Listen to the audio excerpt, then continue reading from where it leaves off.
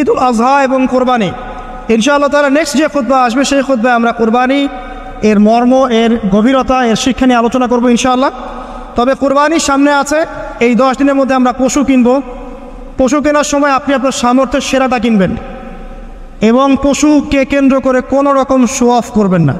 আমারটা 1,60,000, আমারটা 1,80,000, কত ভাই এত গলায় লটকিয়ে দেওয়া, এইসব কাজ করতে যাবেন না, ঠিক আছে? কিন্তু পশুকে আপনি মহব্বত করবেন, পশুকে নিজ হাতে খাওয়াবেন, পানি পান করাবেন, যাতে তার প্রতি আপনার মহব্বত সৃষ্টি হয়। এবং এই মহব্বতের প্রাণীটাকে আপনাকে কুরবানি দিতে হবে।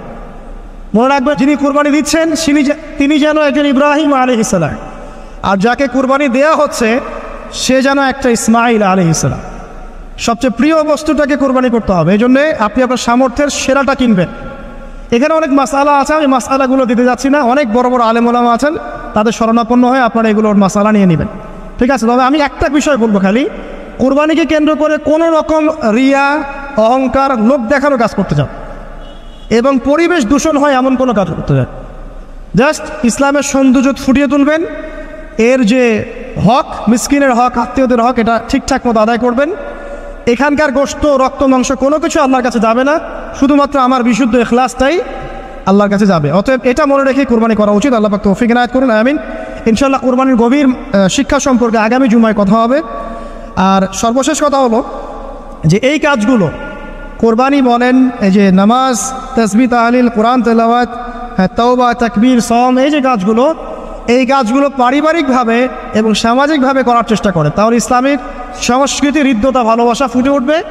ইসলামের সৌন্দর্য অমুসলিমদের কাছে পরিস্ফুটিত হবে। ইনশাআল্লাহ দেখবেন এই সৌন্দর্য দেখে তারা ইসলামের পথে ফিরে আসবে ইনশাআল্লাহ। এবং আল্লাহ রাব্বুল আলামিন এই সুযোগটা কাজে লাগিয়ে আমরা যেন আমাদের বিগত গুনাহগুলো মাফ করিয়ে নিতে পারি, বেশি বেশি নেক আমল করতে পারি, এই 10টা দিন কাজে লাগাতে পারি। আল্লাহ পাক আমাদের সবাইকে সে তৌফিক ইনায়াত করুন, আমিন। এই 10 দিন কি করব আমরা? এগুলোর পাশাপাশি বেশি বেশি তাকবীর দিবেন। তাকবীর মানে আল্লাহু আকবার, আল্লাহু আকবার, লা ইলাহা ইল্লাল্লাহ, আল্লাহু আকবার, আল্লাহু আকবার, ওয়ালিল্লাহিল হামদ।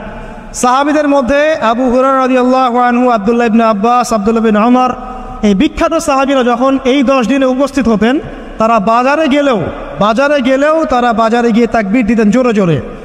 অন্য সবাই শুনে সবাই তাকবীর দিত, তাহলে সমস্বরে তাকবীর হতো। এই সুন্নাহটা চালু করা যেতে পারে।